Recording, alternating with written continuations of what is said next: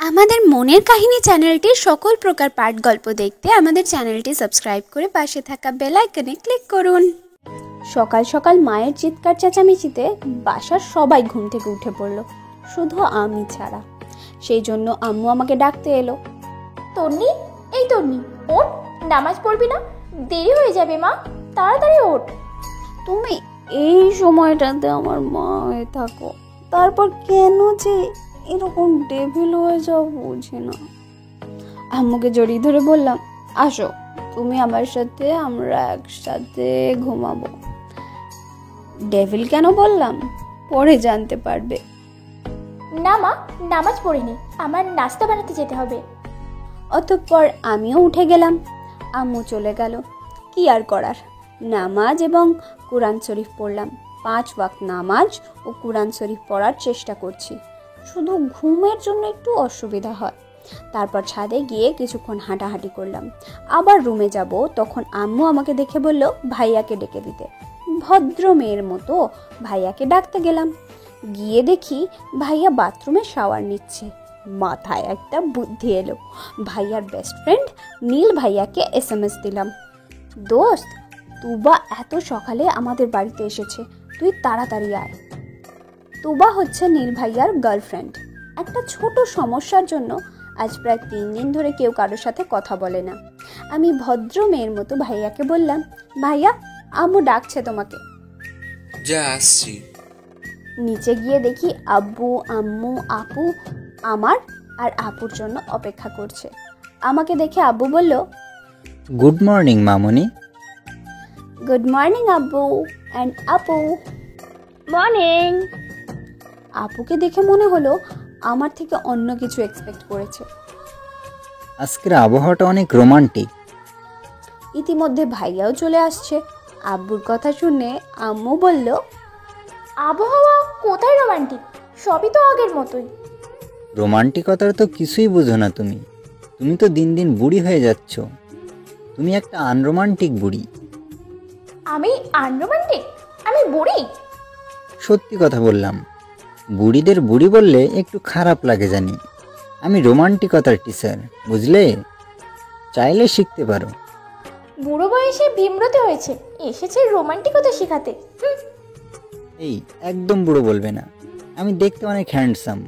এখনো জানো সব বয়সের মেয়েরা আমাকে দেখে ক্রাশ খায়, আর আমি যথেষ্ট রোমান্টিক। রোমান্টিক না ছাই, কি রোমান্টিকতা তুমি পারো আমার জানা আছে। তুমি কি আমাকে অপমান করছো? দেখতে চাও আমি কত রোমান্টিক?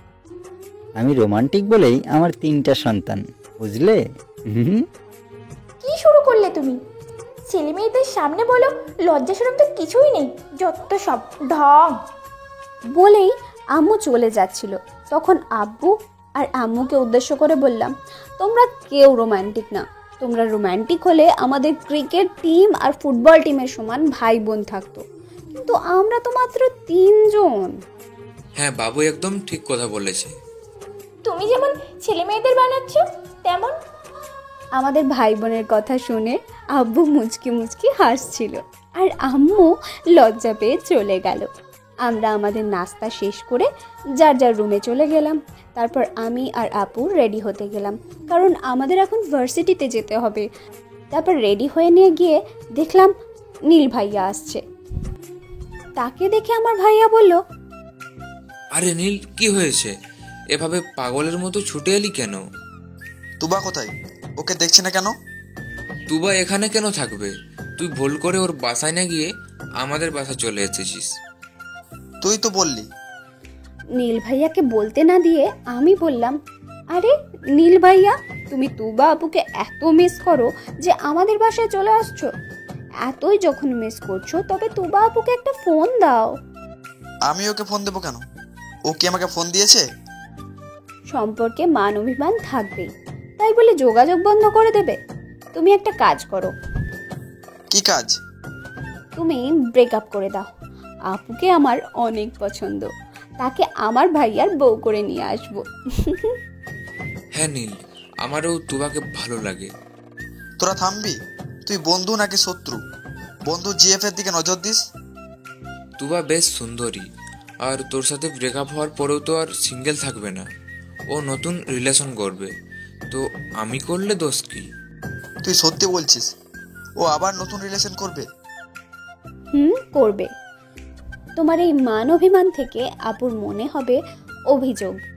তখন তুমি যদি তার মান অভিমান না ভাঙাও, তবে আস্তে আস্তে অভিযোগগুলো হবে পাহাড় সমান। আর এভাবে তো কোনো সম্পর্ক থাকে না। আমি কি বলছি বুঝতে পারছো? ঠিক বলছিস, আমি আজ সব ঠিক করে ফেলবো। আসি তবে। আমাদের কিছু বলার সুযোগ না দিয়ে তাড়াহুড়ো করে আবার বেরিয়ে পড়লো।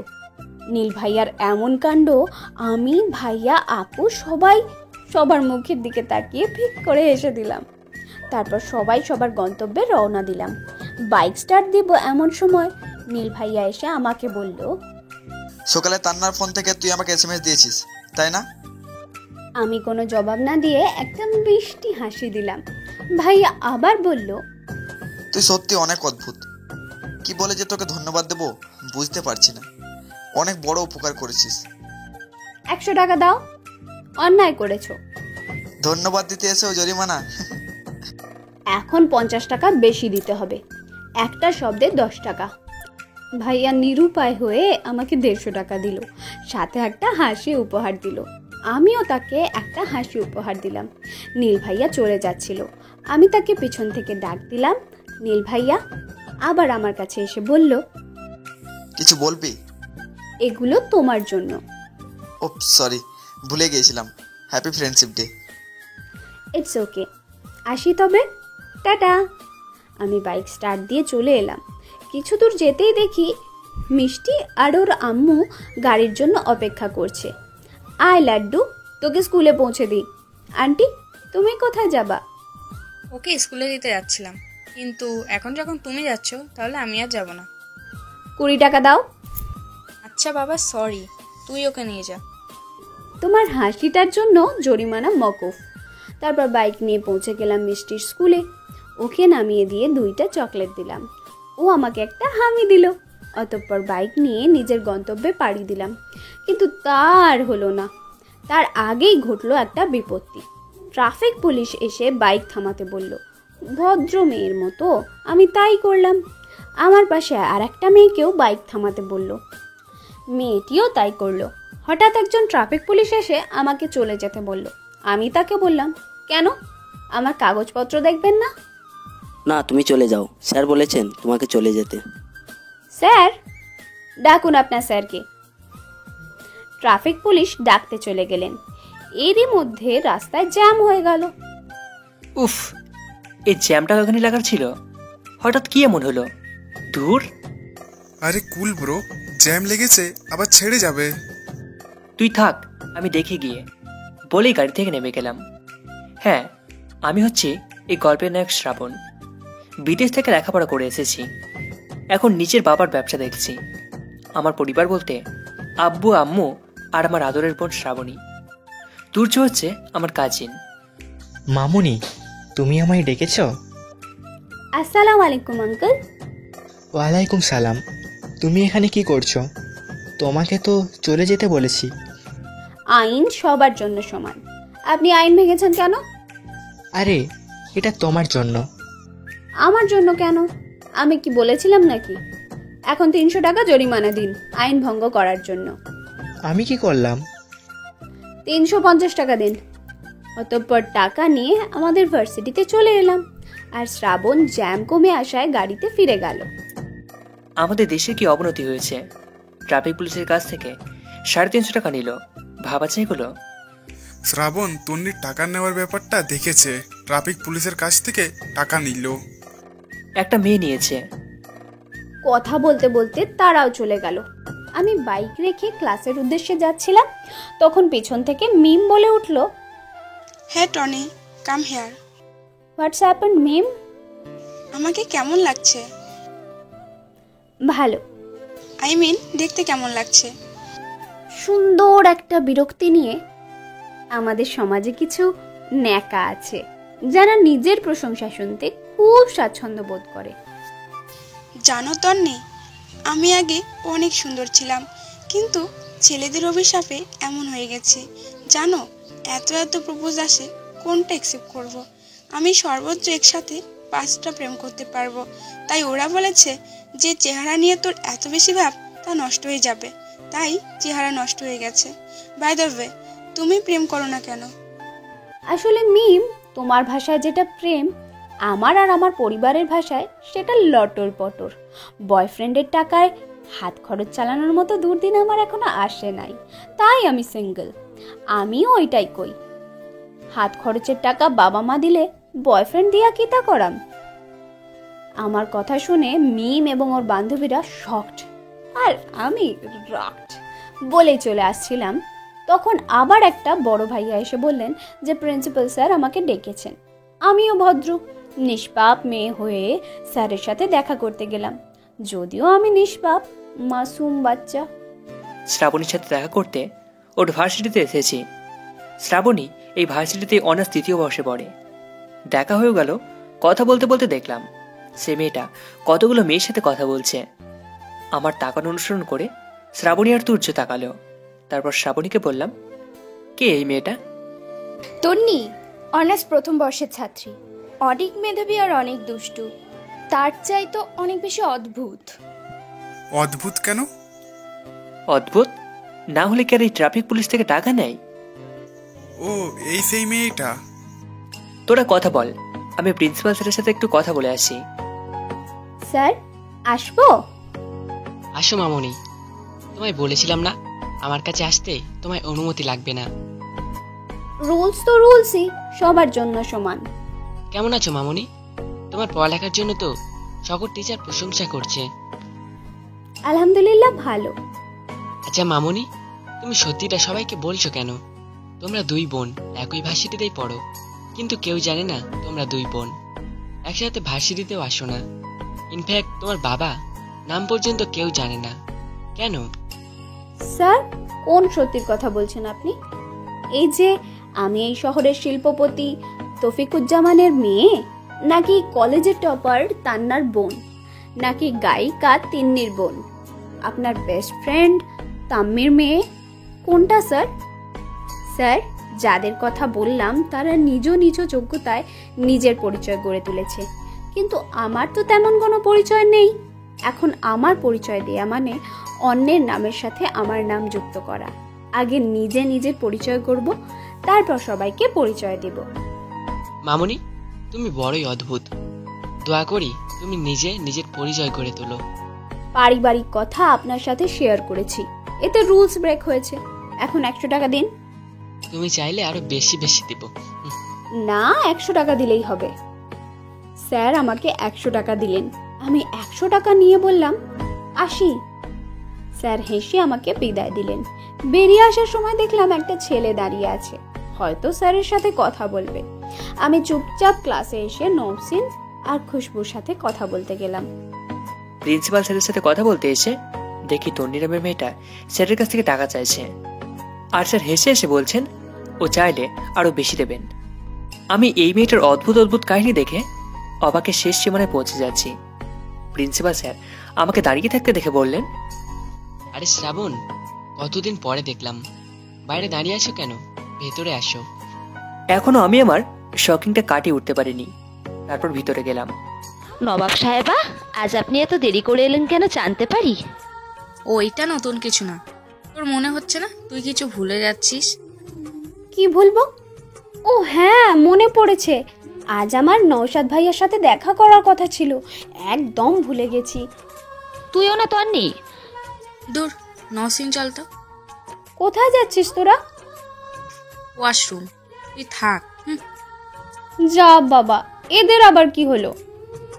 তন্নির ফোনে SMS আসে। তন্নিকে কে কি SMS করেছে, কি SMS এসেছে তা দেখার জন্য ওপেন করলাম। কি রে, ভুলে গেলি তুই? আজ কি? এরা কি ভুলে যাবার কথা বলছে আল্লাহ জানে। দূর, এসব বাদ দিয়ে নওশাদ ভাইয়ার সাথে দেখা করে আসি। যেই ভাবা সেই কাজ। তন্নি এখন নওশাদের সাথে দেখা করতে যাবে, তাই তন্নি বাইক স্টার্ট দিল। বাইক চালাতে চালাতে আপনাদের বলি নওশাদ কে। নওশাদ হচ্ছে আমার কাজিন, একজন প্রতিভাবান অ্যাক্টর। আর নওশাদ শুধু আমার কাজিন নয়, আমার বেস্টু নওশিনের BF। কথা বলতে বলতে জোরে একটা ধাক্কা খেলাম। ছিটকে গিয়ে বাইক থেকে কিছুটা সামনে পড়লাম। ওই কে রে? কানা হাতুমের তালুকদার? দেখে গাড়ি চালাতে পারিস না? না চালাতে পারলে বলিস, শিখিয়ে দেব। উফ, আমার বাইক! আমি অনেক ভালো গাড়ি চালাতে পারি, আর যদি আমার থেকে না শিখিস তবে আগামীকাল থেকে সাইকেল চালাবি। এতে লাইফ রিস্ক কম আছে, শুধু তোর না, আমাদের সবার। বাইক তুলতে তুলতে বললাম, সরি, বুঝতে পারিনি। আর যেহেতু বলবেন না কোথায় কি সমস্যা হয়েছে, তার মানে চিকিৎসা বা অন্য কিছু লাগবে না। আসি। ওই মিয়া দাঁড়ান, আপনাকে কি আমি যেতে বলেছি? তো আমি কি করব? বাইকের সামনে লাইট ভেঙেছেন, তার জরিমানা দিব কেঠা? তা কত দিব? 1200 টাকা।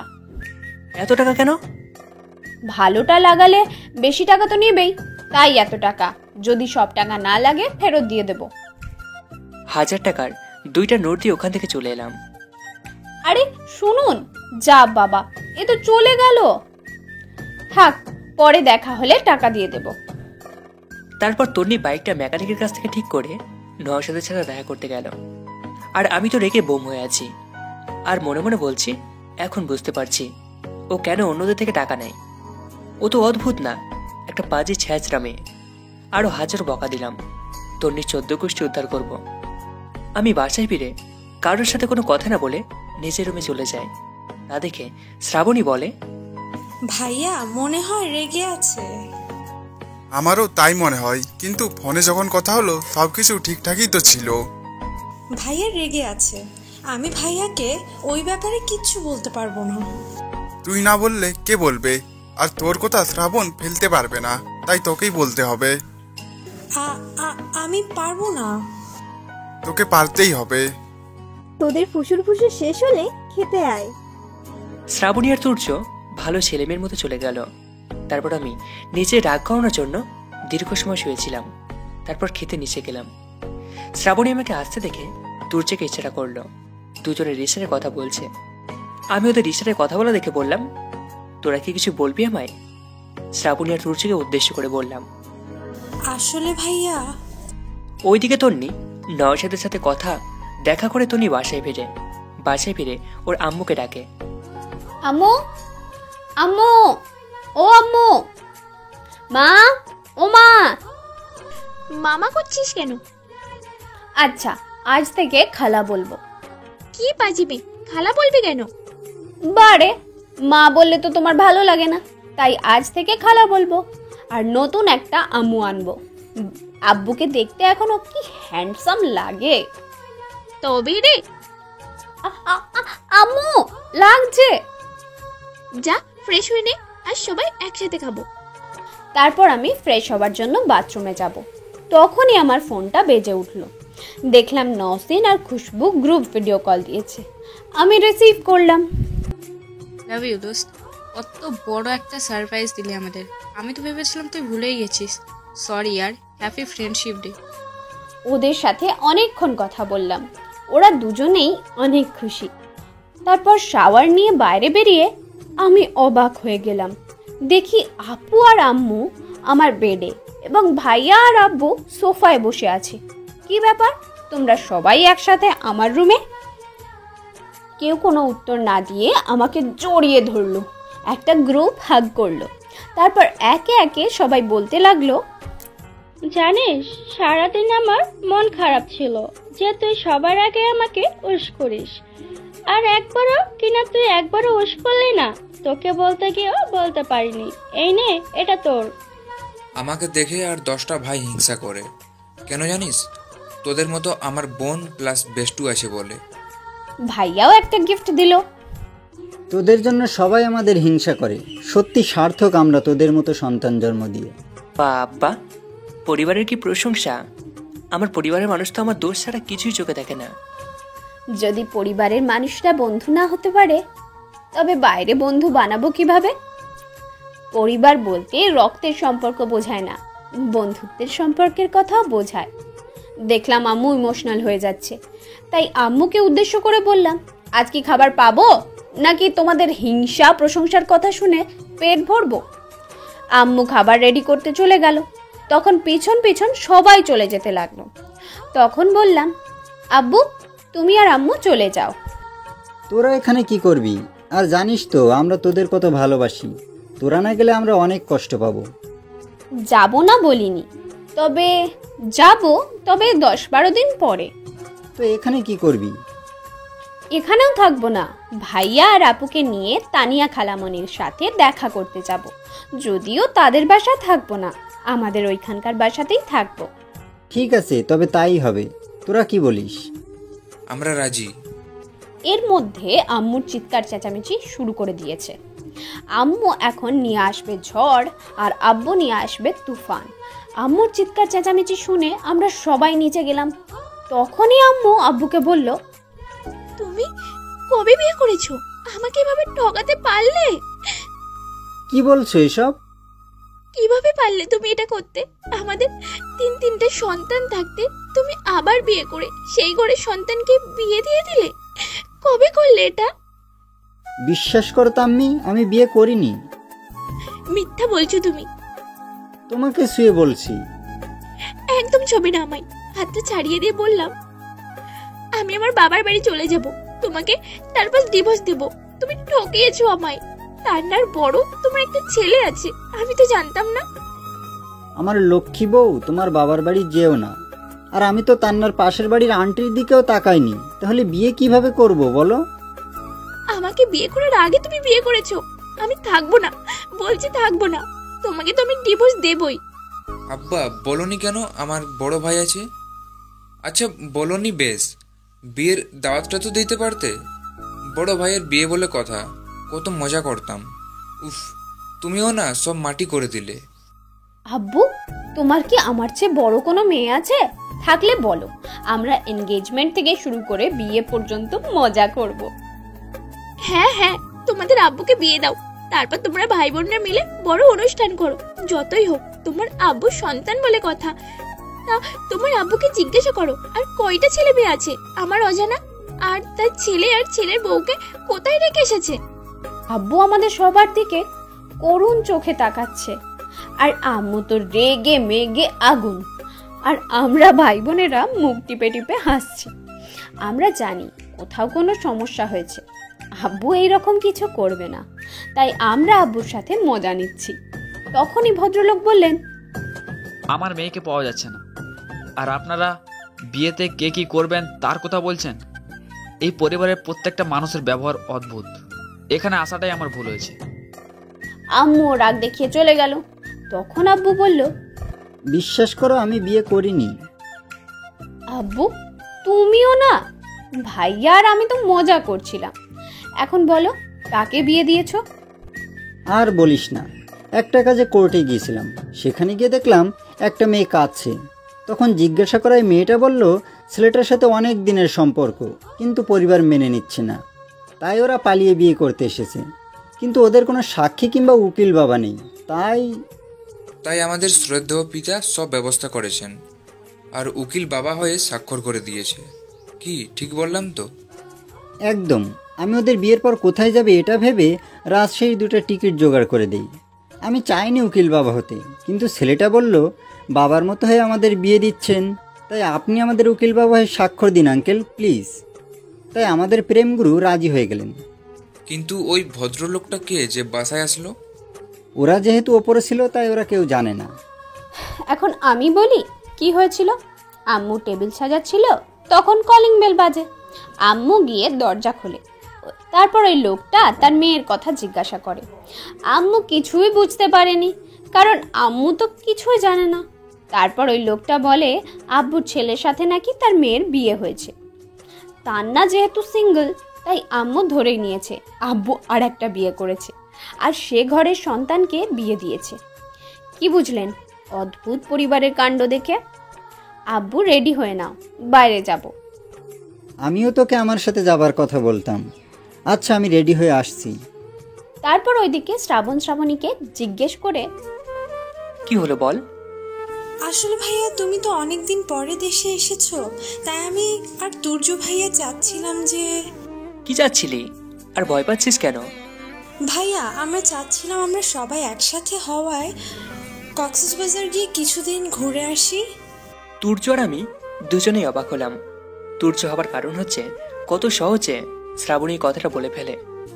আর আমি অবাক হচ্ছি বোন আমার থেকে অনুমতি নিতে আর কিছু আবদার করতে ভয় পাই। এত ভয় পাবার কি আছে? আমি কি বাঘ নাকি ভাল্লুক? কোথাও যাওয়া হবে না। গম্ভীর হয়ে খাবার টেবিল থেকে উঠে গেলাম। এটা শুনে শ্রাবণী আর তুর্যের মুখ মলিন হয়ে যায়। তা দেখে আমি আবার বললাম, কি ভেবেছিলে এটা বলবো? তোর যেখানে ইচ্ছা সেখানে যাবি, আমার খাওয়া হয়ে গেছে। শুধু কি আমরা যাব নাকি তোমাদেরও যেতে হবে? তোমাদের সাথে যাওয়ার ইচ্ছা আছে, কিন্তু যেতে পারবো না, অনেক জরুরি কাজ আছে। আমিও যেতে পারবো না। ও ভাইয়া, তোমাকে কিন্তু যেতেই হবে। আচ্ছা যাব, কিন্তু 3 দিন পর আমার কিছু কাজ আছে। তোরা একটা কাজ কর, আগামীকাল চলে যা, আর আমি 3 দিন পর যাব। আম্মু, আমাকে এখন একটু বাইরে যেতে হবে, আসতে রাত হবে। ইয়েস। সব কাগজপত্র ঠিক আছে তো? আচ্ছা, পরে কথা হবে বলেই ফোন কেটে দিল। তন্নি, এখন বাসায় যাওয়া যাক। চলো বলেই স্টার্ট দিল। আর আব্বু গাড়িতে আর বাইকে। হঠাৎ তন্নি বাইক থামিয়ে চেঁচিয়ে একটা গাড়ি থামায়। তারপর গাড়ির কাছে গিয়ে বলে, আপনার কাছ থেকে কি তখন 2000 টাকা আমি চেয়েছি? টাকা তো চেয়েছেন, দিয়েছি। এখন কি দরকার? নাকি আরো টাকা লাগবে? তন্নি কারো টাকা নেয় না, শুধু জরিমানা ছাড়া। আপনি তো বেশি টাকা দিয়েছেন, তা ফেরত দিতে হবে, তাই গাড়ি থামালাম। ওই টাকা আপনি রেখে দিন, আপনার লাগবে, আমার লাগবে না। আমার লাগবে না বলেই তন্নি টাকা বের করলো। বের করে দেখে মাত্র 700 টাকা আছে। থাক, আর ফেরত দিতে হবে না। আর এই মাত্র 700 টাকা দিয়ে আমার কিছুই হবে না, তার চেয়ে আপনার কাছে রাখুন। বলেই সামনের দিকে তাকিয়ে দেখি তন্নি নেই। তার গাড়ি নিয়ে সামনে আসতে নিলে তখন পিছন থেকে তন্নি বলে উঠল, টাকাটা নিয়ে যান। আমি তন্নির দিকে তাকিয়ে দেখি একটা ভদ্রলোক ওর সাথে আসে। তখন তন্নি বলল, আঙ্কেল, আমাকে 1200 টাকা দেন। আঙ্কেল দেবেন না, এই মেয়েটা একটা ছেঁচড়া, সবার থেকে এমন করে টাকা নেয়, পরে আর ফেরত দেবে না। লোকটা আমার কথায় কান না দিয়ে তন্নিকে 1200 টাকা দিল। তারপর তন্নি বলল, এই নিন 1200 টাকা। 2000 টাকা দিয়েছিলেন, কিন্তু 800 টাকা লেগেছে, তাই বাকিটা ফেরত দিয়ে গেলাম। আসি, ভালো থাকবেন আঙ্কেল। ভদ্রলোকে উদ্দেশ্য করে বলে তন্নি চলে গেল। যাওয়ার আগে ভদ্রলোককে একটা চোখ টিপে দিয়ে গেল, যা আমার চোখ এড়ায়নি। আপনাকে না বলেছিলাম আঙ্কেল, মেয়েটাকে টাকা না দিতে? দিলেন কেন? ওই মেয়েটাকে টাকা দিলেন তো আর ফেরত পাবেন না। দেখতে ভালো হলে কি হবে, 1 নম্বরে ছেঁচড়া। আঙ্কেল, একটা কথা বলি। বলো। এভাবে আর কাউকে টাকা দেবেন না। আচ্ছা, আপনি টাকা কেন দিলেন? কি উত্তর দিবে বুঝতে পারছে না। বুঝেছি, আপনাকে টাকা দিতে বাধ্য করেছে। আঙ্কেল, এই টাকাগুলো আপনার কাছে রেখে দিন। না না, টাকাগুলো তোমার কাছেই থাক, ও পরে আমাকে দিয়ে দিবে।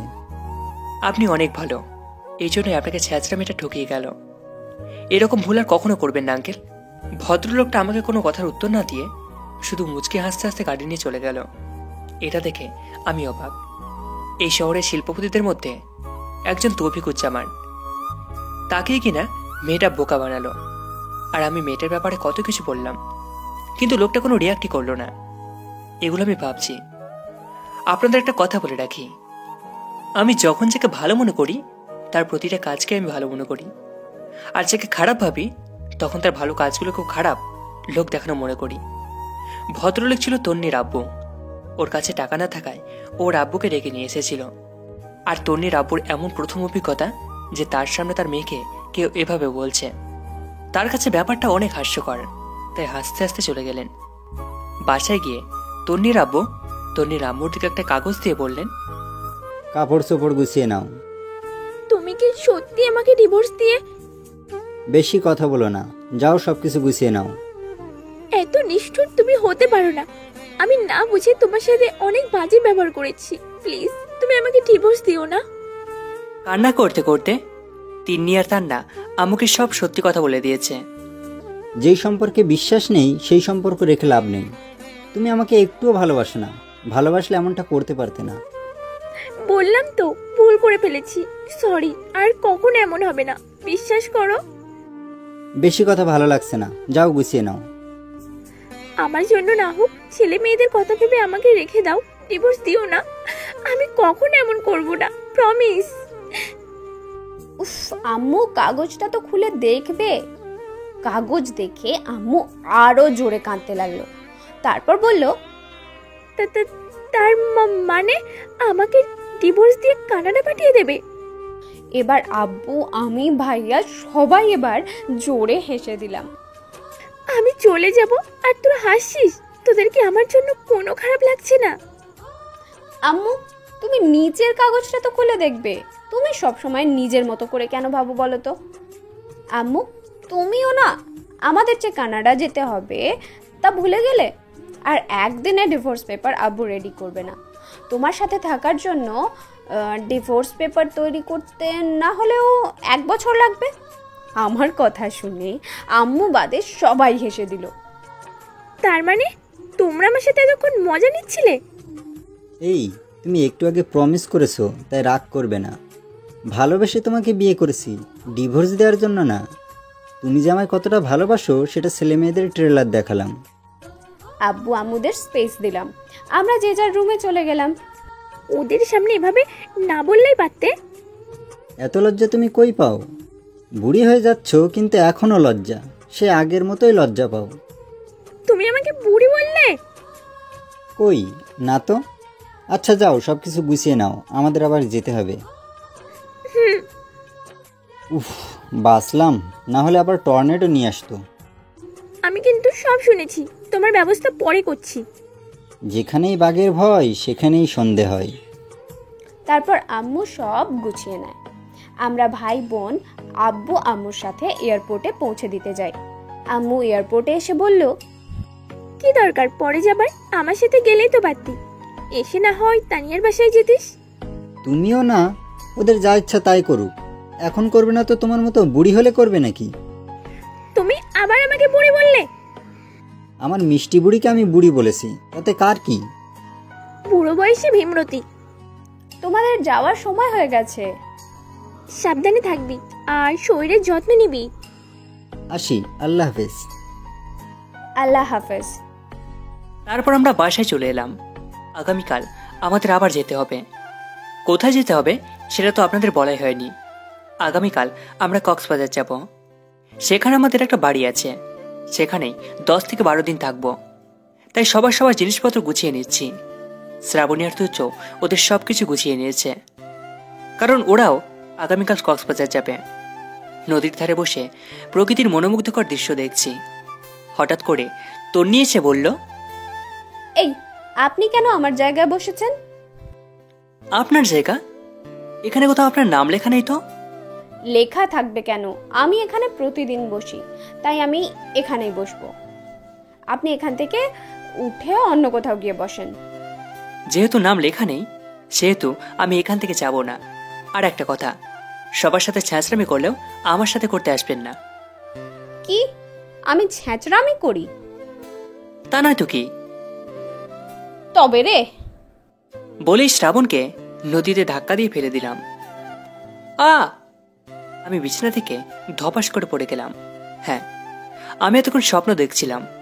আমি তাড়াতাড়ি ফ্লোর থেকে উঠে বিছানার পাশে পানি ভর্তি গ্লাস থেকে ঢকঢক করে পানি পান করলাম। উফ, এই অদ্ভুত মেয়েটা ঘুমের 12টা বাজিয়ে দিল। মেয়েটার জন্য আজ কোমরে প্রচুর ব্যথা পেয়েছি। অদ্ভুত মেয়েটা আর অদ্ভুত এই স্বপ্ন, শুধু স্বপ্ন না, রীতিমতো দুঃস্বপ্ন, ভয়ঙ্কর স্বপ্ন। মনে হয় মেয়েটাকে নিয়ে একটু বেশি ভেবে ফেলেছি। নানা ধরনের কথা ভাবনা চিন্তা করতে করতে আমি ঘুমিয়ে পড়লাম। ঘুম থেকে উঠে সকালে আমরা বাসার সবাই মিলে একসাথে ব্রেকফাস্ট করছিলাম। তখন শ্রাবণী বলল, ভাইয়া আমরা কখন যাব? আসলে আমার একটা জরুরি কাজ পড়ে গেছে, তাই বিকালে রওনা দেব। তুই রেডি হয়ে থাকিস। জরুরি কাজ হলে আজ না গিয়ে আগামীকাল যা। হ্যাঁ, আম্মু ঠিকই বলেছে, তোরা আগামীকাল যা। না, সবকিছু ঠিকঠাক আছে। আজকেই যাব বিকালে। আমাদের ফ্লাইটের টিকিট কেটে রেখেছি। আচ্ছা। আমরা সবাই ব্রেকফাস্ট শেষ করে আমি, আব্বু আর তুর্য যে যার কাজে চলে গেলাম। আর শ্রাবণী আম্মুর সাথে কথা বলে রুমে চলে গেল। আর ওইদিকে তন্নি আর তন্না ওরা ব্রেকফাস্ট শেষ করে ওরা হজরত শাহজালাল আন্তর্জাতিক বিমানবন্দরের উদ্দেশ্যে বেরিয়ে পড়ে। সেখান থেকে ওরা কক্সবাজার যাবে। প্রায় 1 ঘন্টার মধ্যে তারা কক্সবাজার বিমানবন্দরে এসে পৌঁছে যায়। সেখান থেকে 1 ঘন্টা দূরত্ব হচ্ছে তন্নিদের বাসা। বিমানবন্দর থেকে একটা গাড়ি নিয়ে তন্নাদের বাসায় আসে। গাড়ি থেকে নেমে দেখে রহিম চাচা দাঁড়িয়ে আছে। রহিম চাচা ওদের অনুপস্থিতিতে এই বাড়ি দেখাশোনা করে। আসসালামু আলাইকুম চাচা। ওয়ালাইকুম আসসালাম। আসতে তোমাদের অসুবিধা হয়নি তো? কোনো অসুবিধা হয়নি। তা তোমাদের চেহারা দেখেই বুঝতে পারছি। এখন তোমরা রেস্ট নাও, আমি তোমাদের জিনিসপত্র নিয়ে আসছি। তারপর ওরা যার যার রুমে গিয়ে ফ্রেশ হয়ে রেস্ট নিল। বিকেল প্রায় শেষের দিকে। আমি রেডি, চলো ভাইয়া। চল। সাবধানে যাবি, ঠিকমতো খাওয়া দাওয়া করবি। ওরা বড় হয়েছে, ওদের নিয়ে টেনশন করো না। তোরা পৌঁছে গিয়ে ফোন দিস। চল তোদের ড্রপ করে দিই। তারপর ওদের এয়ারপোর্টের উদ্দেশ্যে নিয়ে গেলাম। বিকেলবেলা। ভাইয়া, তুমি তোমার এখানকার বন্ধুদের সাথে দেখা করে আসো। আর তোরা? আমরা একটু আশেপাশে ঘুরে ফিরে দেখি। আচ্ছা, অনেকদিন ধরে ওদের সাথে দেখা করে আসি। তোরা সাবধানে থাকিস। আচ্ছা, আল্লাহ হাফেজ। আল্লাহ হাফেজ। তন্না ওর বন্ধুদের সাথে দেখা করতে চলে গেল। তন্নি আর তিন্নি বাইক নিয়ে ঘুরতে বেরিয়ে পড়ল। তন্নি আর তিন্নি বাইক রেস করছে। এটা ওদের দুজনের খুবই ভালো লাগে। প্রায় রাত 8টা, নির্জন রাস্তায় চলছে আমাদের গাড়ি। গাড়ির সামনে ড্রাইভার আর পিছনে তুর্য আর শ্রাবণী। হঠাৎ ড্রাইভার খুব জোরে ব্রেক করে। কি হলো, এইভাবে ব্রেক করলেন কেন? গাড়ির সামনে কে যেন পালালো। কি বলছো, দেখি তো। বলেই তুর্য গাড়ি থেকে নামলো। গাড়ি থেকে নামার সাথে সাথে কারা যেন তুর্যের উপর আক্রমণ করে আর শ্রাবণীকে টেনে গাড়ি থেকে নামিয়ে কোথায় যেন নিয়ে যেতে নেয়। কারা তোমরা? কেউ আছো? হেল্প, হেল্প, বাঁচাও, বাঁচাও। ওদের থেকে ছুটতে চেষ্টা করে। এবার দেখার পালা তুর্য আর শ্রাবণী কে কারে বাঁচায়। উফ, আজ তোর জন্য দেরি হয়ে গেল। কি করব বল, ফুচকাওয়ালাগুলো যা ছিল না, কি ইয়াম্মি। আমার তো আরো কয়েকটা খেতে ইচ্ছা করছিল, কিন্তু তোর জন্য খাওয়া হলো না। এই আপু, কথা বলছিস না কেন? তিন্নি কোনো কথা না বলে সামনের দিকে তাকিয়ে থাকে। ওর তাকার অনুসরণ করে তন্নিও তাকায় আর দেখে কিছু ছেলে মিলে একটা ছেলেকে মারছে। আর অন্যদিকে একটা মেয়েকে টেনে কোথায় নিয়ে যাওয়ার চেষ্টা করছে দুটো ছেলে মিলে। তন্নি আর তিন্নি কোনো কথা না বলে বাইকের স্পিড বাড়িয়ে দিল। ওই গাড়িটার সামনে গিয়ে বাইক থামায়। কিরে, এখানে বাইক থামালি কেন? তার আগে বলো, ওকে এভাবে মারছো কেন? আর এই মেয়েটাকে কোথায় নিয়ে যাচ্ছ? তোদের কি তা বলতে হবে? কারা তোরা? যা নিজের পথ দেখ গিয়ে। পথ দেখতেই তো এলাম, এবার ওদের ছেড়ে দিয়ে তোরা নিজেদের পথ দেখ। মেয়ে মানুষ হয়ে আমাদের সাথে এভাবে কথা বলছিস? দাঁড়া আজ তোকে। বলেই তিন্নিকে থাপ্পড় দিতে নেয়। তখন তুর্য ধরে ফেলে। মেয়েদের গায়ে হাত দিতে লজ্জা করে না? তখন দ্বিতীয় লোক এসে তুর্যকে ঘুষি মারে। ও ঠোঁটের নিচের অংশ কিছুটা কেটে যায়। দ্বিতীয়বার চেয়ে ওকে মারতে যাবে, তখনই তন্নি এসে বাধা দেয়। শ্রাবণীকে ধরে রাখা ছেলে দুটো শ্রাবণীকে ছেড়ে দিয়ে ওদের মারতে চায়। তখন তন্নি ওদের উত্তম মধ্যম দেয়। হঠাৎ পিছন থেকে সেই প্রথম লোকটা তন্নিকে ছুরি দিয়ে আঘাত করতে নেয়। তখনই তুর্য এসে বাধা দিতে গেলে ওর হাতে ছুরি বসিয়ে দেয়। তা দেখে তন্নি বলল, এটা কি করলেন আপনি? তুর্য কোনো কথার উত্তর দেয় না। তখন তন্নি বলল, ওকে নিয়ে এখনই হসপিটালে যাও, আমি এদিকটা সামলাচ্ছি। তিন্নিও কোনো কথা বাড়ায় না, কারণ তুর্যের হাত থেকে অনেক রক্ত বেরোচ্ছে। তিনি ওর বাইক রেখে গাড়ি নিয়ে তুর্যকে নিতে যেতে নেয়, কিন্তু তুর্য কিছুতেই শ্রাবণীকে ছেড়ে আর এই পরিস্থিতিতে যেতে চায় না। তখন তন্নি আর শ্রাবণী জোর করে তিন্নির সাথে তুর্যকে পাঠিয়ে দেয়। আর এদিকে তন্নি ওদের উত্তম মধ্যম দেওয়া শুরু করে। তখন ওখানকার কিছু লোক লাঠি নিয়ে বেরিয়ে পড়ে। বিধায় গুন্ডাগুলো পালিয়ে যায়। শ্রাবণী ভয়ে জড়সড় হয়ে যায়। তা দেখে তন্নি শ্রাবণীদের গাড়ির ড্রাইভারকে তন্নি বাইক নিয়ে চলে যেতে বলে। আর তন্নি শ্রাবণীর দিকে তাকিয়ে বলে, চলো। শ্রাবণী তন্নির কথা শুনে তন্নির বাইকের পিছনে বসে। তারপর ওরা বাইক নিয়ে হসপিটালে চলে যায়। হসপিটালে গিয়ে জানতে পারে তুর্যর অনেক ব্লিডিং হয়েছে। ওর হাতের অনেকটা অংশ কেটে গেছে।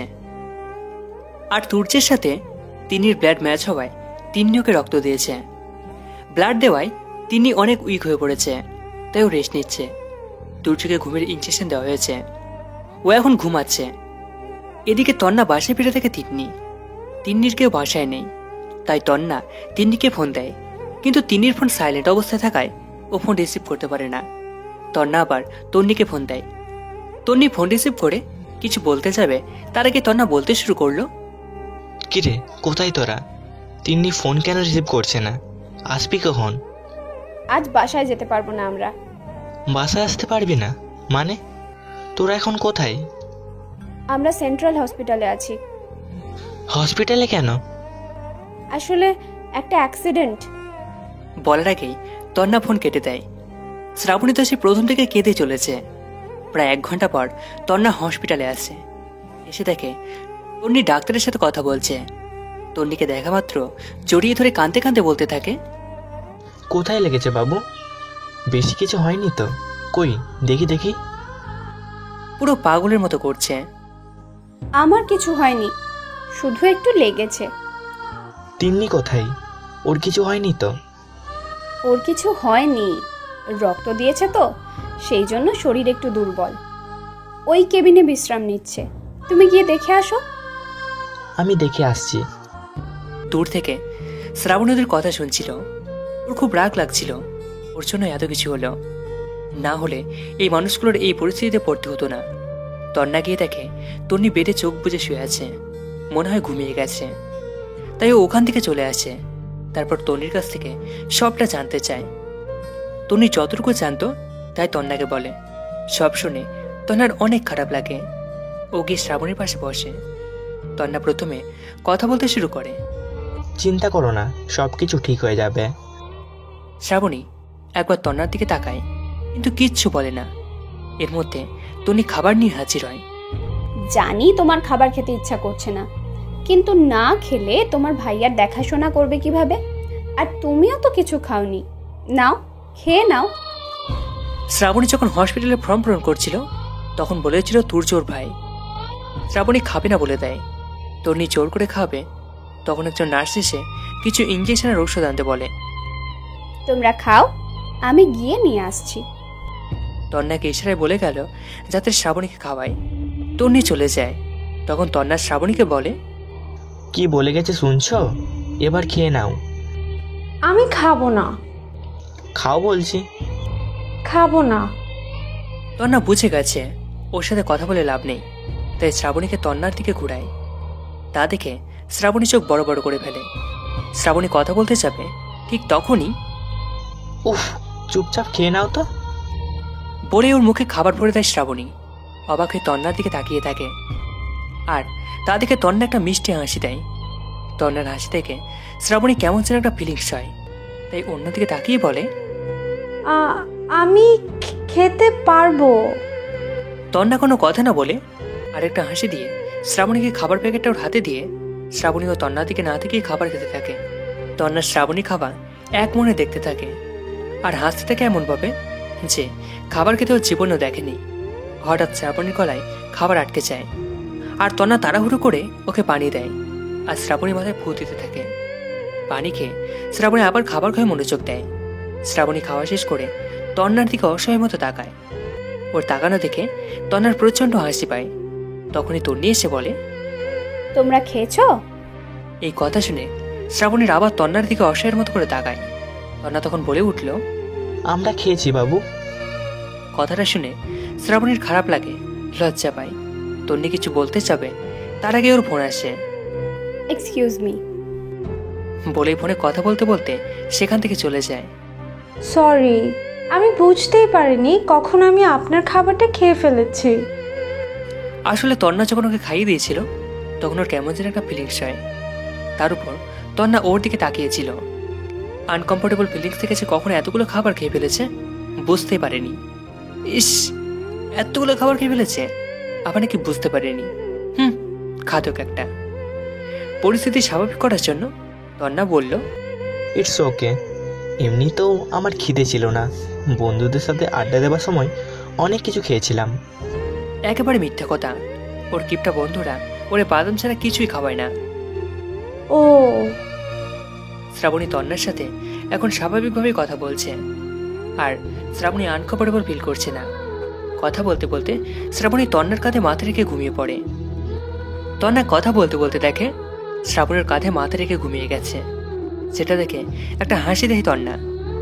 শ্রাবণীর মুখটা অনেক মায়াবী, কাঁদার জন্য ওর মুখটা লাল হয়ে গেছে। এই জন্য ওকে আরো বেশি মায়াবী লাগছে। ও যখন হসপিটালে আসে প্রথম তন্নির কাছে গিয়েছিল, তার আগেই এক নজরে শ্রাবণীর দিকে তাকিয়েছিল। তখন শ্রাবণী কাঁদছিল। কাঁদলে একটা মেয়েকে যে এত সুন্দর লাগে তা ও শ্রাবণীকে দেখার আগে জানাই ছিল না। ওর তো ইচ্ছে করছিল শ্রাবণী কারো একটা থাপ্পড় দিয়ে কাঁদাতে। শ্রাবণীর কাঁদো কাঁদো চেহারার উপর তন্না তো অনেক ক্রাশ খেয়েছে। চুলগুলো কি সুন্দর, যে কেউ দেখে ক্রাশ খাবে।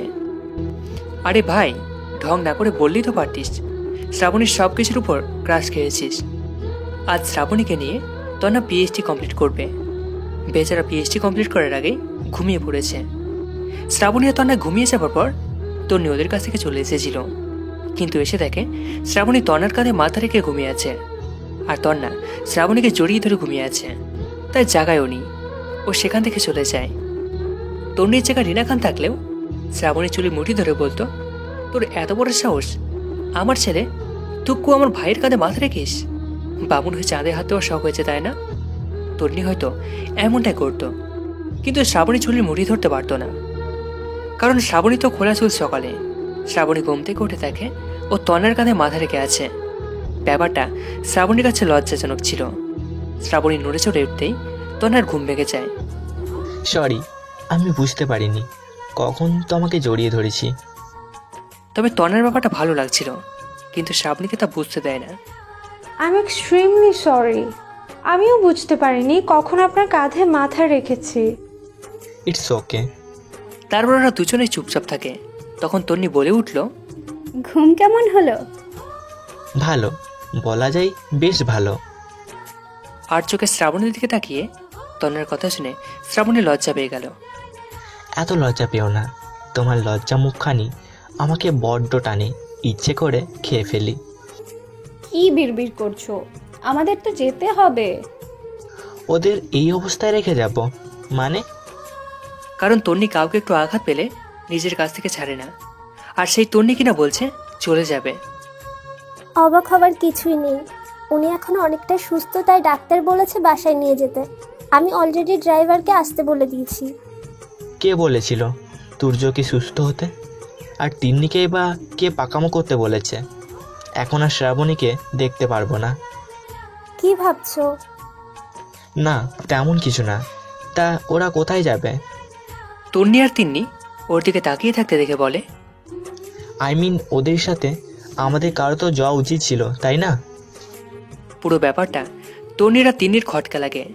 তবে তন্নির ব্যাপারে অনেকটা অনুমান করতে পেরেছে, তাই কথা না বাড়িয়ে মুচকে মুচকে হাসতে থাকে। তন্নি ইশারা করে বলে পরে ওকে সব বুঝিয়ে পড়বে। তন্নিও তাই কথা বাড়ায় না।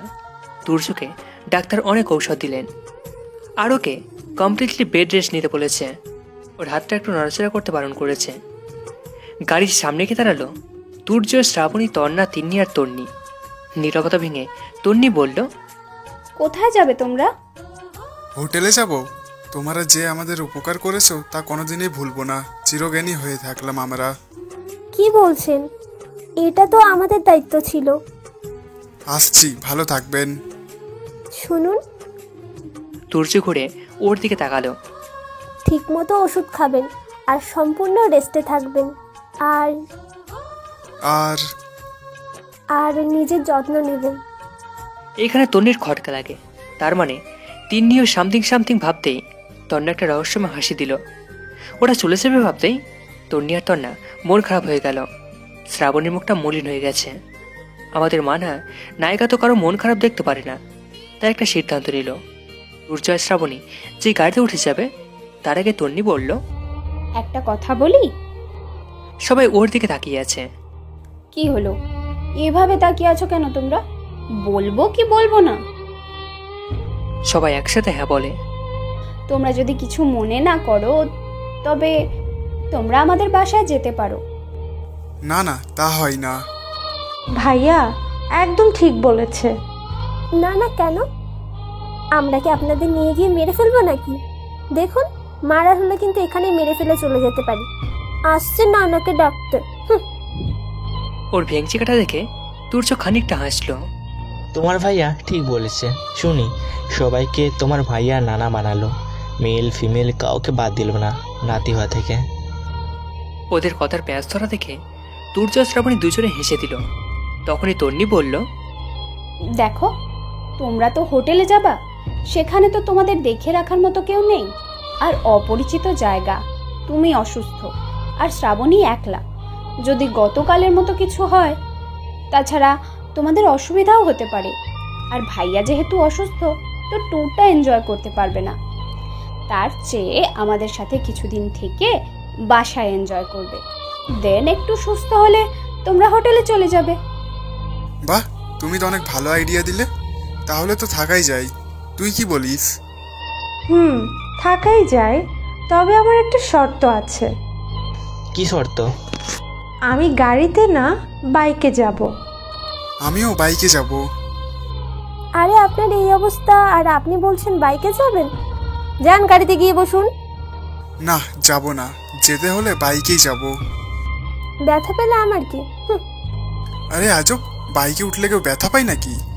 তোমার যেহেতু ভাইয়াকে নিয়ে এত চিন্তা, তবে তোমার বাইকে করেই ভাইয়া যাবে, আর তুমি স্লো মোশনে বাইক চালাবে। কি এবার হলো তো? কথাটা শোনা মাত্র তুর্য আর তিন্নি পারলে এখন লুঙ্গি নাচ দেয়। তন্নি, আমি তোমার সাথে যাব। পাশে তাকিয়ে দেখে তন্নার মন খারাপ হয়ে গেছে। এখন শ্রাবণী বা কিভাবে বলবে যে আমি তন্নার সাথে যাব? ব্যাপারটা খারাপ দেখায়। তবে কেন যেন শ্রাবণীও তন্নার সাথে যেতে চায়। আসলে আমার একটা জরুরি কাজ পড়ে গেছে, আমায় এখনই যেতে হবে।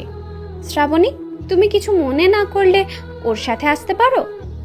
তোমার কি কোনো সমস্যা হবে ওর সাথে আসতে? না না, সমস্যা হবে কেন? আচ্ছা, আমি তার সাথেই আসব। তাহলে আমি আসি। বলেই তান্না আর তিন্নিকে চোখ টিপ দিল, আর তিন্নি চলে গেল। অস্পষ্ট স্বরে বলে ওঠে, ইয়েস। তুর্য তিন্নির বাইকে উঠল, তারপর বাইক স্টার্ট দিয়ে চলে গেল। কি মেম সাহেব, দাঁড়িয়ে থাকবেন নাকি যাবেন? যাওয়ার জন্যই তো দাঁড়িয়ে আছি। আর দাঁড়িয়ে না থেকে আমার বাইকে আপনার চরণের ধুলো দান করুন। তথাস্তু। ও গিয়ে বাইকে উঠে বসে। তান্না বাইক স্টার্ট দিয়ে সোজা ওদের বাসা দিকে রওনা না দিয়ে উল্টো পথে পাড়ি জমালো। উনি বাসায় গিয়ে তুর্য আর শ্রাবণীর জন্য রুমের ব্যবস্থা করলো।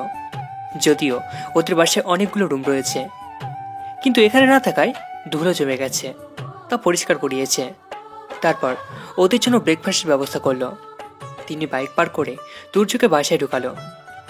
ওরা আসবে তাই তন্নি মেইন ডোর খুলে রেখেছিল। ওরা গিয়ে সোফায় বসে।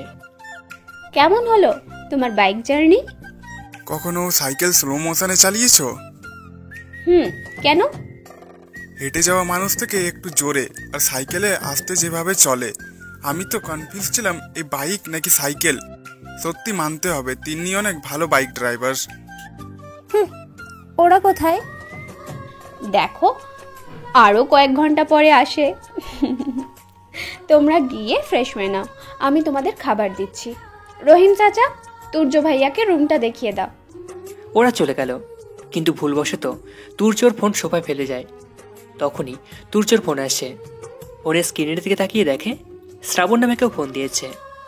তন্নি ফোন রিসিভ করে না, কিন্তু ফোন তো বারবারই বেজে যাচ্ছে। কারো ফোন রিসিভ করা ঠিক না, কিন্তু যদি কোনো জরুরি ফোন এসে থাকে? তাই ও কোনো কান্না দিয়ে তুর্যের রুমে যায়, কিন্তু তুর্য রুমে ছিল না। তখন তুর্য বাথরুমে ছিল, তাই বাধ্য হয়ে তন্নি ফোন রিসিভ করে। তন্নি কিছু বলার আগেই শ্রাবণ বলা শুরু করলো, একটা ফোন রিসিভ করতে এত সময় লাগে? কণ্ঠটা কেমন চেনা চেনা লাগছে। কথা বলছিস না কেন? আমি তন্নি। তন্নি? কিন্তু তন্নি কোথা থেকে আসবে?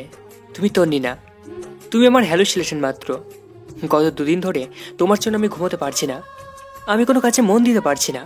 তাই তুমি আমার স্বপ্নে বা কল্পনায় দয়া করে এসো না। ওই দিন তুমি স্বপ্নে আমাকে বলে থেমে যায়, তন্নি অবাক হয়ে গেল। যতটা অবাক হলে মানুষ বাক্যরুদ্ধ হয়ে যায়, ঠিক তার চেয়ে বেশি অবাক হয়েছে ও কিভাবে একজনের স্বপ্নে বা কল্পনায় যেতে পারে। লোকটার মাথাটা নিশ্চয়ই গেছে। ওপাশ থেকে কোনো সারা শব্দ না পেয়ে আমি আবার বলতে শুরু করলাম, ওই দিন স্বপ্নে তুমি আমাকে নদীর পানিতে চোবাচ্ছ। তোমার জন্য আমার ইম্পর্টেন্ট মিটিং ক্যান্সেল হয়ে গেছে। তুমি আমার স্বপ্নে এসো না কখনো। তুমি আমাকে আমার রুম থেকে বের করে দিয়েছ। কখনো টাকা না দেওয়ায় পাবলিক গিয়ে গণধোলাই দিয়েছে। এই আজই দেখো তুর্যর ফোন দিয়ে কথা বলছো, কিন্তু ওরা তো কক্সবাজার গেছে, সেখানে তুমি কিভাবে যাবে? সো প্লিজ ওসব বলে দিয়েছে। তন্নি তো অবাকের উপর অবাক হচ্ছে, নিজেকে সামাল নিয়ে বলল, দেখুন আমি তন্নি, আর এটা আপনার হ্যালুসিনেশন না, এটা বাস্তব। আপনি একটা ভালো সাইকোলজিস্ট দেখান। বলেই ফোন কেটে দিয়ে তন্নি পিছনে ঘুরে দেখে তুর্য দাঁড়িয়ে আছে। তা দেখে ও তুর্যের ফোনটা এগিয়ে দেয়।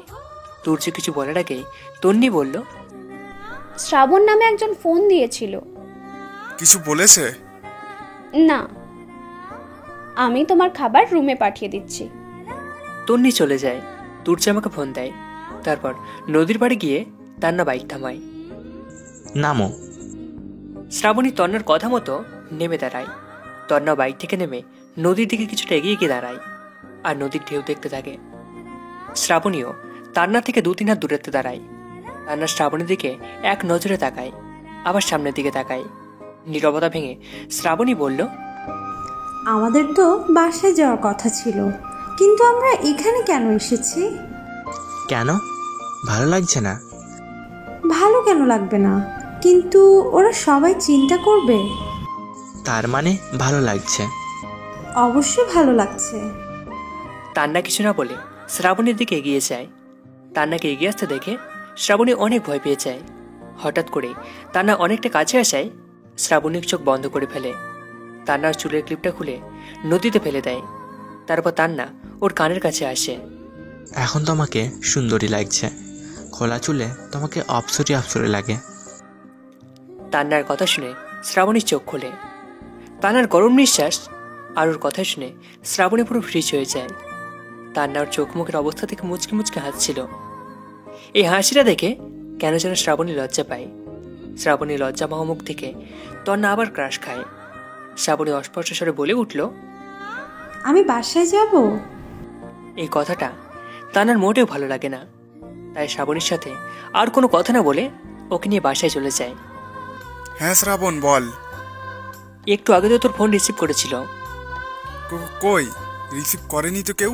এখন যদি বলি তন্নি ফোন দিয়েছিল, তবে তন্নি আমার সাথে কিভাবে এলো, ওকে কোথায় পেলাম, ও কক্সবাজারে এলো কিভাবে, ইত্যাদি ইত্যাদি প্রশ্ন। কোনো প্রশ্নের উত্তর দেওয়ার মুড নেই, তাই ব্যাপারটা লুকিয়ে নিলাম। তার মানে ওটা আমার হ্যালুসিনেশন ছিল, কিন্তু ফোন রিসিভ করার পরই তো আমি কথা বললাম। উফ, কি হচ্ছে এসব আমার সাথে? তন্নি কল্পনা আমাকে ঠিক বলেছে, আমাকে সাইকোলজির সাথে যোগাযোগ করতে হবে মনে হয়। কি হলো, কথা বলছিস না কেন? তেমন কিছু না। আচ্ছা, গতকাল পৌঁছে তোদের ফোন দেওয়ার কথা ছিল, কিন্তু দিলি না কেন? শ্রাবণ, হয়েছে কি, আমরা অনেক ক্লান্ত ছিলাম, কখন যে ঘুমিয়ে গেছি মনে নেই, একদম ভুলে গেছি, সরি ইয়ার। আমিও এটাই ভেবেছিলাম, কিন্তু আম্মু বললো কোনো বিপদ হয়েছে, তাই তোরা কেউ ফোন দিসনি, ইত্যাদি ইত্যাদি। আচ্ছা, এখন ফোনটা কি? শ্রাবণের খেয়াল রাখিস। Don't very. না। সেটাই তো ভয়ের। কি বলতে চাইছিস? আমি ওর খেয়াল রাখতে পারবো না? অপমান করছিস? তোর মান থাকলে তোকে অপমান করব। তোকে তো আমি। Okay okay, relax, I am just kidding bro. Bye bye. কথা বলা শেষ, যে রুম থেকে বের হতে যাব তখনই দেখি তন্নি খাবার নিয়ে দাঁড়িয়ে আছে। আসবো? আরে কি অনুমতি নিচ্ছ, এসো। আপনার জন্য স্যুপ নিয়ে এসেছি। শ্রাবণী এসেছে? এসেছে। ওকে একটু ডেকে দেবে? অ্যাকচুয়ালি আমার ডান হাতটা ইনজুরি, আমি তো খেতে পারবো না, তাই ও যদি আমাকে একটু খাইয়ে দিত। কথাগুলো শুনে তিন্নির খারাপ লাগে। যতই হোক, ওকে বাঁচাতে গিয়েছ তুর্যর এরকম অবস্থা, তাই ও শ্রাবণীকে না ডেকে তুর্যর পাশে বসে চামচ দিয়ে স্যুপ খাইয়ে দিতে থাকে। আরে আরে কি করছো তুমি? শ্রাবণী এসে খাইয়ে দেবে, তুমি একটু ওকে ডেকে দাও। শ্রাবন্তী এইমাত্র বাসায় এসেছে, ও তো সকাল থেকে কিছু খায়নি, এমনিতেও গতকাল ঠিকমতো ঘুমাতেও পারেনি। এখন কিছু খেয়ে ওর রেস্ট নেওয়া দরকার। তাছাড়া আমার মনে হয় না আমার হাতে আপনার খেলে খুব বেশি একটা সমস্যা হবে। কি সমস্যা হবে? কোনো সমস্যা হবে না। তিনি তুর্যকে খাইয়ে দিচ্ছিল। তুর্যর কাছে এটা সম্পূর্ণ আলাদা অনুভূতি। তখনই শ্রাবণী ওদের রুমে তুর্যকে দেখতে ঢুকবে। দরজার সামনে এসে দেখে তিনি তুর্যকে খাইয়ে দিচ্ছে, আর তুর্য আনন্দের সাথে খাচ্ছে। শ্রাবণীকে দেখে তুর্য ইশারায় চলে যেতে বলে। শ্রাবণীও চলে যায়। সারাদিনে কেউ আর বাসা থেকে বের হয় না। শ্রাবণীর সাথে তন্না একটা কথা বলে না, যদিও শ্রাবণী অনেকবার কথা বলতে গেছে, কিন্তু তন্না ওর সাথে কোনো কথাই বলে না। তান্নার এই কাজটা ওর মোটেও ভালো লাগে না। কি এমন করেছিল যে তান্না ওর সাথে কথা বলছে না? সারাটা দিন ওর মন খারাপ করে কাটে। তান্নাও বা কেন শ্রাবণীকে নিয়ে ভাবছে? কেন ওর জন্য কিছু অচেনা নতুন অনুভূতি হচ্ছে? এই অনুভূতি আগে তো কখনো হয়নি। এই অনুভূতির কি নাম দেওয়া যায়? ভালোবাসা নাকি ভালো লাগা? এগুলো ভেবে ওর দিন পার করে দেয়। তিন্নি আর তুর্যর কথা কি বলবো? তিন্নি আর তুর্যর কেয়ারিং শেয়ারিং করে পার করে। তিন্নির কেয়ার তুর্যর অনেক ভালো লাগে। মা এবং চাচি ছাড়া এই প্রথম কেউ ওরা তো কেয়ার করলো।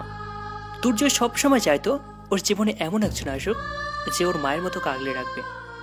তিনিও ঠিক সেই রকম, যাকে ও এতদিন খুঁজছিল। তন্নি গতকাল থেকে শুরু করে আজ পর্যন্ত তান্নার তিন্নির ব্যাপারে সব বলে ওর বাবাকে, আর সেটা নিয়ে তো ওর বাবা অনেক এক্সাইটেড। তন্নিও শ্রাবণের বলা কথাগুলো ভাবছিল। সন্ধ্যায় সবাই হালকা নাস্তা করলো, তারপর সবাই আড্ডা দিচ্ছিল। আড্ডায় শ্রাবণী আর তানা তেমন কোনো কথা বলেনি, শুধু হ্যানা ছাড়া আর কিছুই বলেনি। বিষয়টা আর কেউ খেয়াল না করলেও তন্নি ঠিকই করেছে। তান্না বসে বসে আকাশ দেখছিল। তখনই অনুভব করে কেউ ওর কাঁধে হাত রেখেছে। তাকিয়ে দেখে তন্নি। মন খারাপ ভাইয়া? না। কি হয়েছে? আজ কারোর সাথেই কথা বললে না, কোনো সমস্যা? কিছু প্রশ্নের উত্তর খুঁজছি বাবু। কি প্রশ্ন? বলবো, তার আগে গিয়ে আমার জন্য কফি নিয়ে আয় বাবু। ভাইয়া তুমি সব সময় এমন করো। দাঁত। একটু পর তন্নি কফি নিয়ে হাজির হয়। আচ্ছা বাবু, 2-1 দিন কাউকে ভালোবাসা যায়? 2-1 দিন তো অনেক বেশি সময়।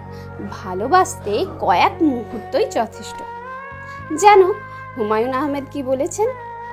ভালোবাসা বাসির জন্য অনন্তকালের প্রয়োজন, 1 মুহূর্তেও যথেষ্ট।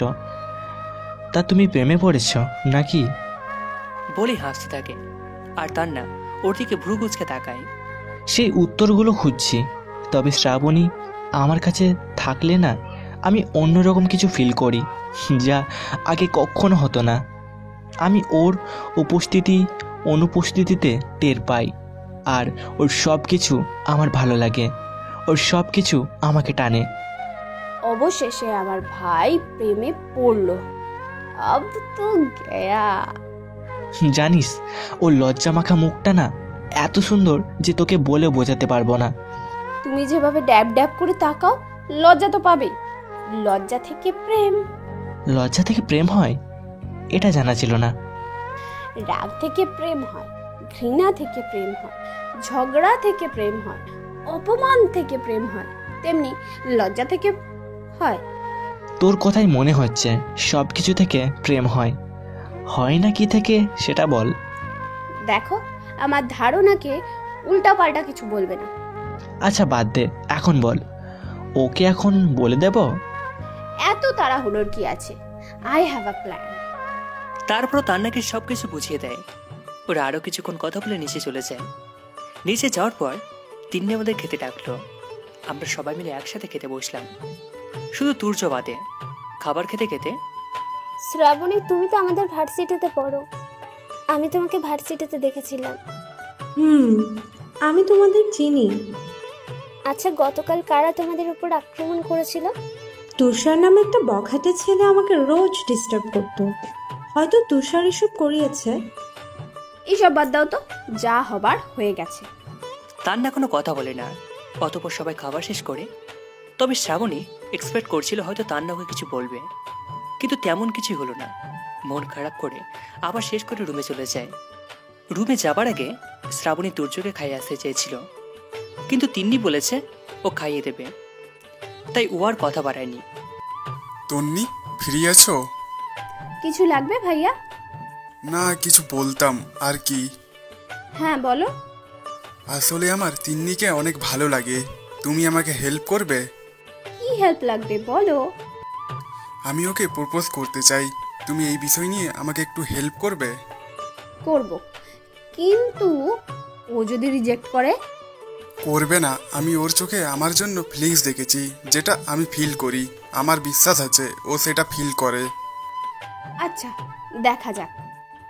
দুদিন পর, এই 2 দিন তুর্য অনেকবার চেষ্টা করে তিন্নিকে নিজের মনের কথা বলার, কিন্তু চেয়েও বলতে পারেনি, কারণ ওর ভিতরে একটা জড়তা কাজ করে। তিন্নি যখন ওর কাছে আসতে চায়, তখন ওর পেটের মধ্যে যত কথা থাকে তা গলা অব্দি এসে আটকে যায়। আজকে তুর্য নিজে মনে মনে ঠিক করে নিয়েছে, যেভাবে হোক আজ ও তিন্নিকে ওর মনের কথা বলবে। এসব সমুদ্রের ধারে বসে বসে ভাবছে।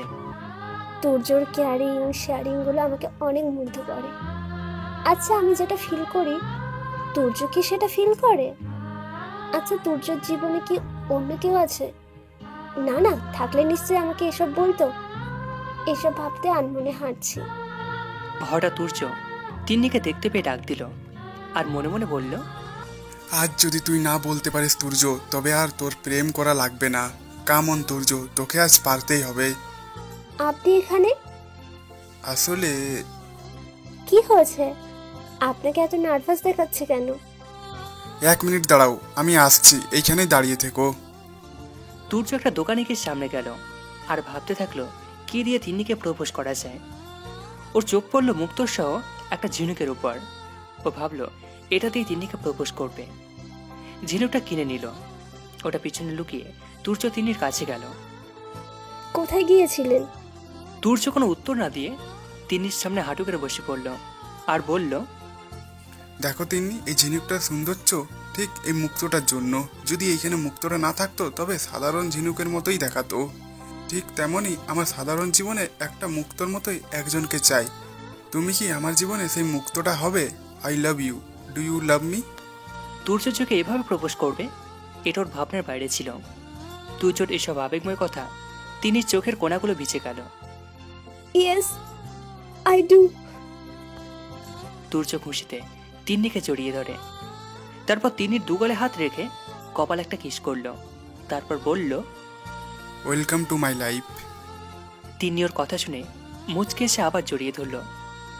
এই 2 দিনে শ্রাবণীর সাথে তান্না একটা কথা বলেনি, যা শ্রাবণীর কাছে অনেক অসহ্য লেগেছে। তান্নার ইগনোর করাটা কোনোভাবেই মেনে নিতে পারছে না। তান্নার উপর আরও খুব রাগ হলো। নিজের রাগকে সামলাতে না পেরে শ্রাবণী তান্নার রুমে চলে গেল। গিয়ে দেখে তান্না বই পড়ছে। শ্রাবণীর উপস্থিতি টের পেয়ে এক নজরে শ্রাবণীর দিকে তাকিয়ে আবার বই পড়ায় মনোযোগ দিল তান্না। তান্নার এই কাজ থেকে শ্রাবণীর মেজাজটা অনেক বিগড়ে গেল। তারপর নিজেকে কন্ট্রোল করে বলল, আপনি এমনটা কেন করছেন? তান্না ওর কথার উত্তর না দিয়ে রুম থেকে বেরিয়ে যেতে নিলে শ্রাবণীর শার্টের কলার ধরে বলল, এই, আমি আপনার কোন পাকা ধানে মই দিয়েছি যে আপনি আমার সাথে কথা বলেন না? কে হয় আপনার? আমাদের মধ্যে কি সম্পর্ক? আমার সাথে কথা না বললে আপনার কিছু যায় আসে যে এইভাবে কথা বলছেন? শ্রাবণীর চোখ ছলছল হয়ে আসছে। সত্যি কি আমি আপনার কিছু হই না? আমাদের মাঝে কি কোনো সম্পর্ক নেই? কোন সম্পর্কের কথা বলছেন? 2-1 দিনের পরিচয়ে কি কোনো সম্পর্ক হয়? 2-1 দিন বলতে আপনি কি বোঝাতে চাচ্ছেন? আপনার সাথে কাটানো প্রতিটা মুহূর্ত তো আমার কাছে স্পেশাল। সেটা হোক 2-1 দিনের। আপনার প্রতি আমার ফিলিংস, এর কি কোনো মূল্য নেই? আপনি আমার ফিলিংসগুলো বোঝেন না, নাকি বুঝেও না বোঝার ভান করছেন? যদি ভান করে থাকেন তবে শুনুন, I love you so much and I need you, damn it. বলে শ্রাবণী চলে গেল। আর তান্না ভাবতেই পারেনি শ্রাবণী এত সহজে ভালোবাসি কথাটা বলে দেবে। রুমের মধ্যে মুসফিগুরের নাগিন নাচতে লাগলো। নাচতে নাচতে তন্নিকে ফোন দিয়ে বলল, বাবু রে, আমি তো ওয়ার্ল্ড কাপ জিতে গেছি। শ্রাবণ একজন সাইকোথেরাপিস্টের সামনে বসে আছে। শ্রাবণের সমস্যা হলো তন্নি। শ্রাবণ যেখানে সেখানে তন্নিকে দেখতে পায়, আর তন্নি উপর থেকে এক এক সময় এভাবে অ্যাটাক করে। এই কথাগুলো কোনোভাবে মেনে নিতে পারছে না। ও অনেক অস্বস্তি ফিল করছে। এখন কি করবো আঙ্কেল? সবই তো শুনলাম, কিন্তু তুমি এটা হ্যালুসিনেশন বলছো শ্রাবণ, কিন্তু আমার তা মনে হয় না। মানে কি আঙ্কেল? আমার অন্য কিছু মনে হচ্ছে। প্রিয় মানুষের মৃত্যুর পর সেই মানুষের নানা শব্দ আমাদের কানে আসে, কখনো দেখতে পাই, তাদের অনুভব করা, হাওয়ার কোনো ব্যক্তির সাথে কথা, কেউ না দেখলেও ওই ব্যক্তি কাউকে দেখছেন, তার সাথে কথা বলছেন। এগুলো হ্যালুসিনেশনের কারণ হলেও তোমার ক্ষেত্রে এটা ব্যতিক্রম। তন্নির কাজগুলোর প্রতি তুমি অনেক অ্যাট্রাকটিভ। তোমার মধ্যে তন্নিকে নিয়ে অনেক অদ্ভুত অদ্ভুত ধারণা আছে। আঙ্কেল, তন্নি নিজেই তো অদ্ভুত। ওর কাজগুলো তোমাকে অনেক টানে। যেদিন তোমার কাছ থেকে টাকা নিয়েছে ওই দিন তুমি ওর কাছ থেকে অন্যরকম বিহেভিয়ার এক্সপেক্ট করেছিলে, কিন্তু সেটা হলো না বলেই তুমি ওকে নিয়ে অনেক ভেবেছো। আর এই ভাবনা চিন্তাগুলো তোমার মনে তন্নিকে একটা রূপ দিয়েছে। সেই রূপটা নিয়ে তোমার সাথে যা ঘটছে তা শুধু কল্পনা, এর বাস্তবের সাথে কোনো মিল নেই। আর কল্পনাগুলোকে ভাবছো তুমি সত্যি সত্যি এমনটা হচ্ছে। এখন কি করতে হবে আঙ্কেল? আমি ওকে সহ্য করতে পারছি না। পার্সোনালি তোমাকে বলছি, এটা চিকিৎসার জন্য না, কিন্তু তোমার ভালোর জন্য। তুমি তন্নির সাথে দেখা করো, কথা বলো। ও মানুষের কাছে টাকা নিয়ে কি করে, ওর এই অদ্ভুত আচরণের কারণ কি জানতে চেষ্টা করো। ওর ব্যাপারে তুমি অনেক কৌতূহলী। এগুলো জানলে আই হোপ তুমি ঠিক হয়ে যাবে। Thank you uncle, bye. Most welcome, bye, see you again. সেখান থেকে বেরিয়ে এসে আমি একটা দীর্ঘশ্বাস দিলাম। আমি ভাবছি আঙ্কেল ঠিক বলেছে, প্রয়োজনের থেকে বেশি আমি তন্নিকে নিয়ে ভেবেছি। তারপর আমি তুর্যকে ফোন দিলাম, আর সে কক্সবাজার যেতে পারবে না বলে দিলাম, কারণ তাকে এখন তন্নিকে খুঁজে বের করতে হবে। তন্নিকে তার প্রয়োজন। তন্নি আর তুর্য বাসায় ফিরেছে। তন্নি তুর্য আর তিন্নিকে শ্রাবণী আর তন্নার কথা জানালো। তিন্নিও তুর্যর কথা বলল। ওরা সবাই অনেক খুশি। কংগ্রাচুলেশনস। Thank you. শ্রাবণী কোথায়? রেগে মেগে তোমার বোন রুমে চলে গেছে। কি রাগ রে বাবা, বোমার প্রয়োজন নেই। বোমার আঘাতে যা হবে তার চেয়ে দ্বিগুণ তোমার বোনের রাগের আগুনে পুড়ে ছাই হয়ে যাবে। রাগ দেখালে হবে, খরচ আছে, যাও গিয়ে রাগ ভাঙাও। তান্নার শ্রাবণীর রুমে গিয়ে দেখে শ্রাবণী রুমে নেই। ব্যালকনিতে উকি দিয়ে দেখে আকাশের দিকে তাকিয়ে আছে। তান্না গিয়ে শ্রাবণীর পাশে দাঁড়ায়। শ্রাবণীর মুখের দিকে তাকিয়ে দেখে ও আকাশের দিকে তাকিয়ে নিঃশব্দে কাঁদছে। মেয়েটা অনেক কষ্ট পেয়েছে। আর যদি কষ্ট না পেত তবে শ্রাবণী জয়কে ভালোবাসে এটা বলতো না থ্যাংক ইউ বাবু। ওই দিন রাতে ছাদে তন্নি তন্নাকে শ্রাবণীর সাথে কথা বলতে বারণ করেছে। যদি শ্রাবণী ফিলিংস থেকে থাকে তবে তন্নার কিছু করতে হবে না। শ্রাবণী নিচেই তন্নার কাছে আসবে। তান্না ওর পাশ থেকে সরে দুপা পিছিয়ে যায় আর পিছন থেকে জড়িয়ে ধরে। হঠাৎ কেউ জড়িয়ে ধরায় অনেকটা ভয় পেয়ে যায় শ্রাবণী। পিছন করে থাকে তান্না, তাই তান্নাকে কিছু না বলে রুমে চলে যেতে নেয়। তখন তান্না ওর হাত ধরে। কথা বলবে না? কে হই আমি আপনার যে কথা বলবো? কি সম্পর্ক আমাদের যে কথা বলবো? আমার কথা আমাকেই ফিরিয়ে দিচ্ছ? Not bad like this. এই কি করছেন? বারবার লুচুর মতো জড়িয়ে ধরছেন কেন? তোমার বয়ফ্রেন্ড তোমাকে জড়িয়ে ধরেছে আর কি বললে আমি লুচ্চু? বয়ফ্রেন্ড? কে কার বয়ফ্রেন্ড? লুচুকে তো লুচু বলবেই। কিছুক্ষণ আগে কি একজন ভালোবাসি বলেছিল, আমি তার বয়ফ্রেন্ড। মোটেও কেউ ভালোবাসি বলেনি। তাহলে আমি ভুল করে চলে এসেছি। আচ্ছা আমি যাই। যে বলেছে তাকে খুঁজে দেখি গিয়ে, কারণ তাকেও আমি ভালোবাসি বলতে এসেছিলাম। বলি তানা চলে যাচ্ছিল, তখনই শ্রাবণীকে ওকে জড়িয়ে ধরে। I love you my lady. I love you my prince. Thanks Tonni.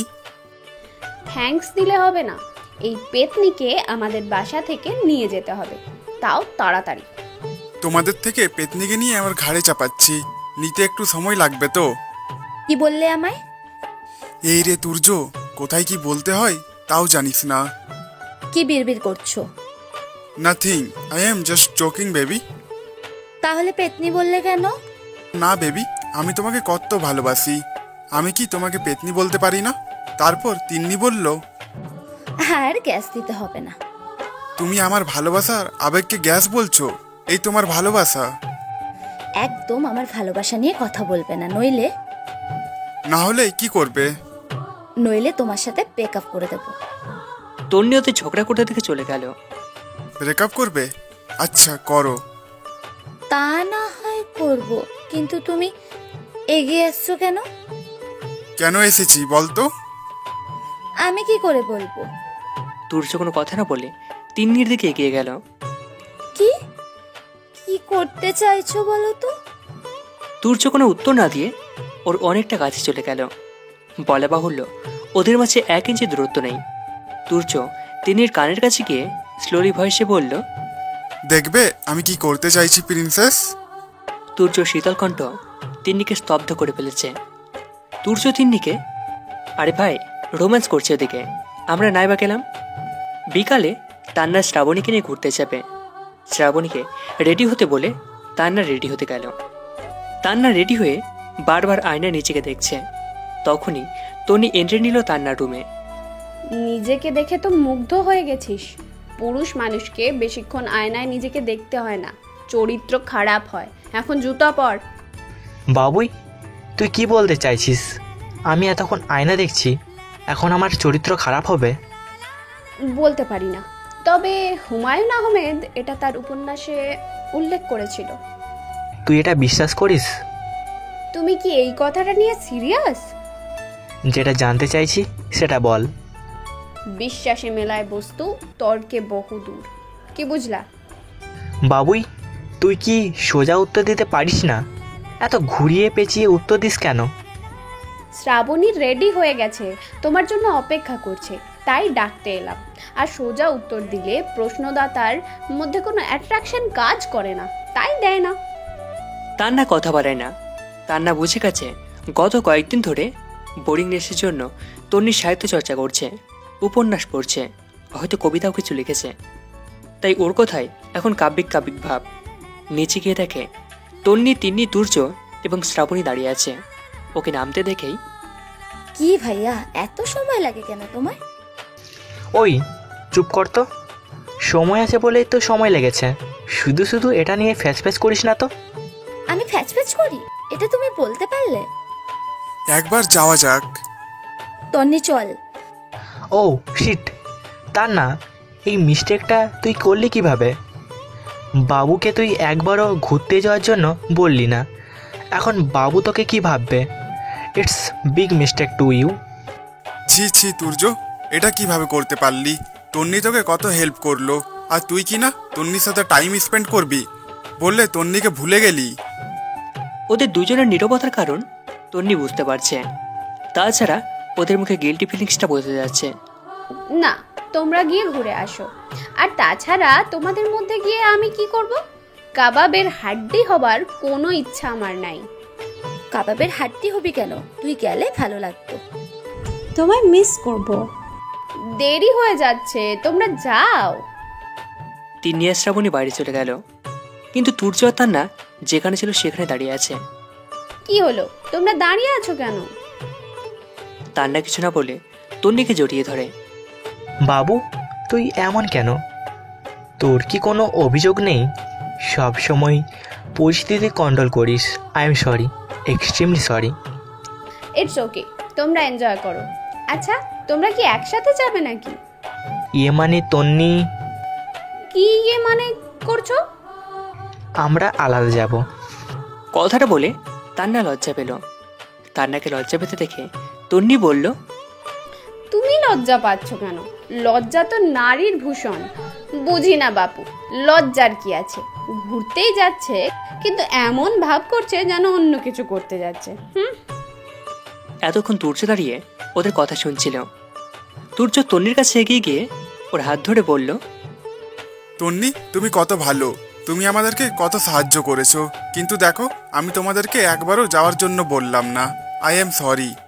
It's okay bro, don't be upset, enjoy every moment. Tonni, তোমার মতো বোন যেন সবার হয়।